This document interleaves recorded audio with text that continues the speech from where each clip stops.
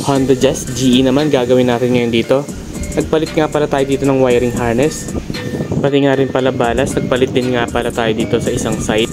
Pero ang main event natin dito sa sasakyan, mag-upgrade tayo ng projector fog lights by LED projector fog lamps with high beam function.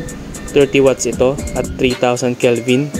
Fit ito para sa mga Honda Jazz na GE saka mga oval na fog lamps ng mga Honda kagaya ng Honda City saka Honda Accord. Bolt-on install with minor modifications para magamit yung kanyang adjuster. Aligned na ito, kabilaan. Working na rin yung mga high beam functions ng ating mga projector fog lamps. Yung headlight nga pala nakalagay dito, Hella G5 EXL. Nagawa ko ito noong 2019 pa. Bali, ang napalitan lang dito, bulbs lang, saka mga balas. Ngayon naman, projector fog lamps upgrade naman ginawa namin dito. So kita na working na yung kanyang high beam function. Ito nga pala yung ideal ilagay sa Honda Jazz since masikip ito, saka konti lang yung space sa likod. Maganda din dito, flat na flat yung kanyang cut off. Tapos instant on kasi LED projector na siya. Naka-level yan para di tayo makasilaw sa kasalubong. Ang maganda dito yung fitment niya.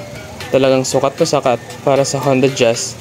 Saka yung itsura, parang OEM pa rin tignan. Kung interested kayo, message nyo lang ako, Garage 58, Let of It Works.